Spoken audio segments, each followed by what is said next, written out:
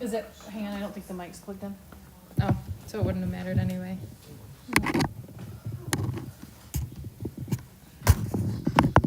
There we go. Okay. Sweet. Good. Okay. Now we are. You're good? Yeah. I'm Good. gonna walk them.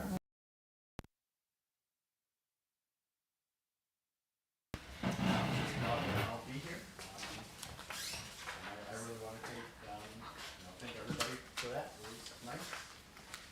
So the first thing is public comment. Does anyone have anything for public comment? Ellen Ditano did want me to remind everybody there's a developers forum on April 30th. It starts at 10 and it goes till 5. And if anyone is interested in going, everyone here is welcome to attend. But please RSVP. I think they can reach out through you or either through Crystal or Let me know where Eileen but it sounds like it's going to be a really or Casey. yeah, or Casey. So yeah, so just reach out, let them know that you're interested in attending. But it looks like it's going to be a lot of fun, and we're going to get to see some buildings and a trolley tour and Yeah, we a have lot of networking.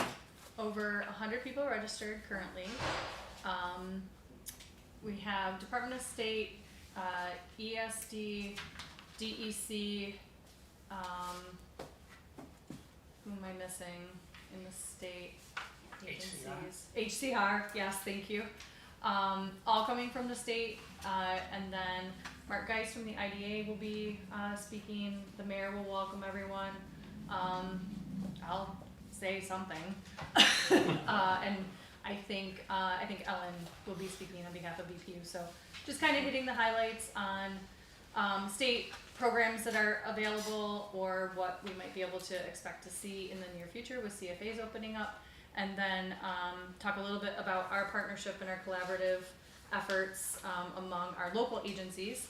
And then the tours are really focusing on housing. We're a designated pro-housing community. And so that kind of prioritizes us at the state level for grant funding that is housing related. And so one track of the tour will be, and this is important if you do register and want to attend, will be a walking tour of kind of our downtown area buildings that are more adaptive reuse appropriate. And then the other option will be a tour ride on a trolley bus that CARTS is providing for us throughout some of our neighborhoods where we have worked with the land bank to assemble some parcels and are looking at doing some infill development. So exciting. We've been working a long time on getting ready and getting to this point. So Would that be a benefit for commission members to attend? sure, absolutely. Absolutely. I mean, it's good to see what what we have going on. Wednesday, April 30th. Yep. And it starts at 10 o'clock at Wicked Warren. Wicked Warren. Yep. Yes. Lunch will be provided. And then the other thing that you'll hear about as part of that, but also upcoming, which will be really important, and you will all be asked to participate, is we're intending to try to streamline the zoning variance process. So, currently, you all know that we're in the midst of a comprehensive plan update and a zoning code, basically reboot of our zoning code. And with that is a long process. Our existing zoning code is somewhat prohibitive when it comes to building new housing on the lot sizes that we have. So we want to get ahead of that, make it as easy as possible for developers who are looking to do infill to have those pre-approved variances so they can just kind of plug and play. So we'll absolutely want Planning Commission involved in that. And once we get all our ducks in a row there, we'll bring it to you. Probably do a presentation. We'll invite Ellen DeTanto. She'll be very much involved in that. And then of course the zoning board will have to approve those variances as well. So lots more to come on that, but it will happen probably pretty quickly. Could you, I guess, not to put you on the spot, but just do a little update on the comprehensive plan for everybody? Sure. And sort of where that Yeah. So we are, I would say, about halfway through of the comprehensive plan portion of that project, if you will. We're doing the comprehensive plan update and the zoning code reboot sort of simultaneously, but we've really got to get, the comprehensive plan well underway before we can really get too much into the weeds of the zoning code, because that has to inform how we change the zoning code. So we're about halfway through the comprehensive plan part of it. There's still a lot more community engagement that will be available, and we certainly welcome all of you to participate in that. Our next community engagement event will be Saturday, May 17th, the same day as Hands On Jamestown, which is from 8 a.m. to noon. So if you haven't registered, you can do so. Let me know. But you can find registration available online, either through the land bank's website. We've got it on the city's website. If you prefer social media, there's links on Facebook. Just look for Hands On Neighborhoods, and you'll find that. So that is from 8 to noon. You can also register the day of right out in Tracy Plaza. So as part of that, we are also doing a walk around kind of neighborhood tour of the south side. So we've done the north side, we've done some youth engagement with the school district. We'll be doing a kayak engagement in June, but this next one will be south side. So I think that we're going to start at the plaza on Foot Avenue, Tops Plaza, and tour routes will be announced shortly, and we'll have the opportunity for people to register for that as well. But we're going to tie that in with Hands On. Since we're walking around in neighborhoods, we are going to supply everyone with all of their supplies that they need, gloves, bags, little grabbers if you need them, to kind of do our part in the neighborhood that we'll be in. And so it kind of, I don't want to say, I hate the phrase, but kill two birds with one stone. So But it's a Yeah. win-win. Everybody- It's a win-win. It's a win-win. Yeah. Okay.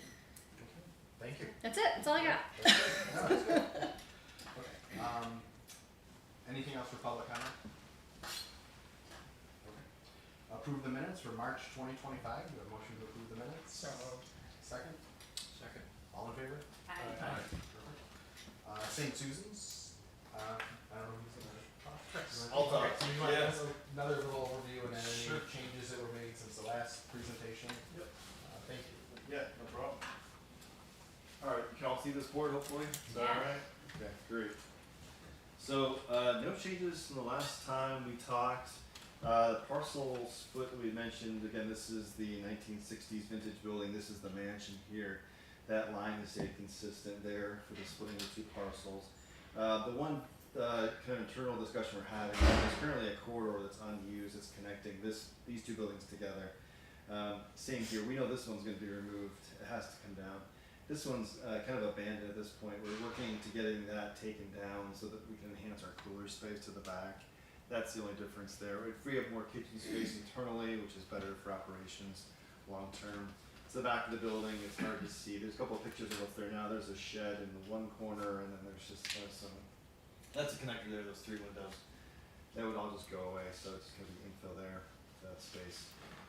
So site plan is as last meeting. Renderings are the same, any proposed changes, these are all exactly as we looked at previously. To the exterior, minimal sign changes, some landscaping improvements. Interior of the cafeteria there facing the front of the building. Floor plan is the same in the basement, we're kind of leaving this as is. The connectors going away between the mansion and the 1960s vintage first floor or single floor building. Some new laundry facilities potentially. Pretty minor though, just to wash tablecloths and things like that for the facility upstairs. First main floor here, again, connector goes away there. Here's the connector we're working on, getting rid of now. Still kitchen in the back, public restrooms, cafeteria towards the front. Entrance maintains its current location there. And that was the site plan from last time. So a really quick rundown on the project again. Happy to answer any questions or clarify anything on these that isn't already clear for you. The last month and this month, it was good. What's that? Like between last month and now, it's good. Good, awesome. That's very good. Awesome.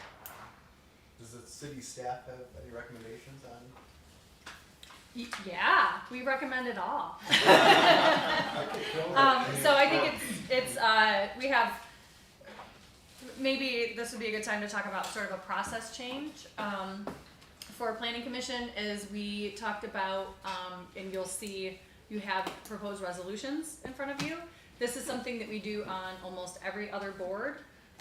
We don't do it for zoning, and we haven't done it for planning commission in the past, but we felt like it was a good opportunity to just sort of become more consistent, I guess, with the way other boards operate. And it's easy to look at a resolution and know and have a better understanding of what it is that you're voting on when you have a resolution in front of you. So you have the 4 resolutions in front of you. The process is, of course, we have to vote to approve the seekers as they've been submitted. The city, of course, is lead agency, and then we have to vote on basically the different proposals within your resolution. So the subdivision of all the various parcels, and then creating a new parcel, and then the site plan itself. So all of that said, sorry, Mike, that kind of took No, you're good. your job for a second. You're good. The city's recommendation and staff recommendation is to approve the resolutions as they are presented. Thank you. Is there any other questions? For... Okay. All right. And we do have 2 members who cannot vote. Who are Yes. who are- Just in full disclosure, I am a member of the board of directors for St. Susan's, so I will be recusing myself from the votes. And I'm a consultant for St. Susan's doing their grant writing, so I'm also recusing myself. Thank you. All right. So the first resolution is consideration for approval for tax parcel, we'll say 33, and combination of tax parcels 31 and 32 to create 1 tax parcel. It's a consideration for approval for a negative declaration of seeker. So we have a motion for that. So moved. Do we have a second? Second. All in favor? Aye. Thank you. The second one is consideration for approval for a secret determination or negative declaration for the proposed site plan.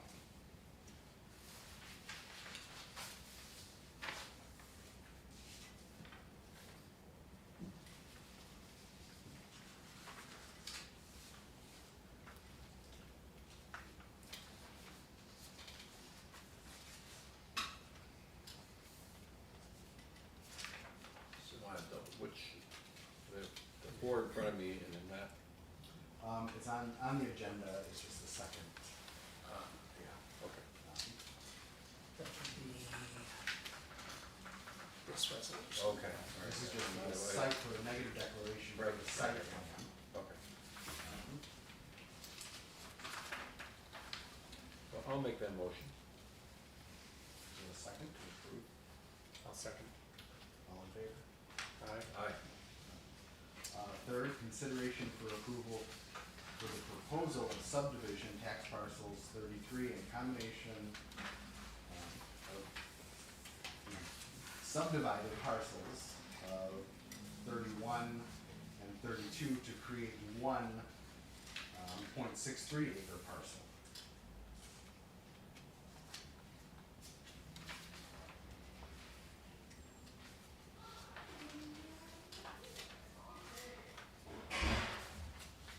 I'll make that motion. Is there a second? Second. All in favor? Aye. And now the last one, consideration for proposed site plan. So is there a motion to approve the site plan? So moved. Is there a second? Second. All in favor? Aye.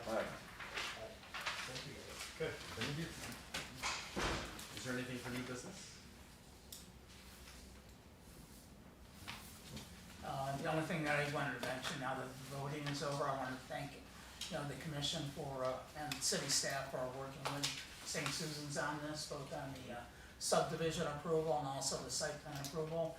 we are anxious to be able to bring this project to fruition for the city and our customers. We did meet with the county planning board, and I did wanna mention that the only thing that they recommended, which is a very positive, is that our director, Sherry Rowland, contact the DPF director and try to arrange for a carts bus stop there, so that our customers would have easier transition to and from where they live to the soup kitchen. Other than that, thank you very much, everybody. Thank you. No new business, hopefully we'll see everyone on April 30th. Our meeting is adjourned. Wow. That's nice. Nice Okay. job, everybody.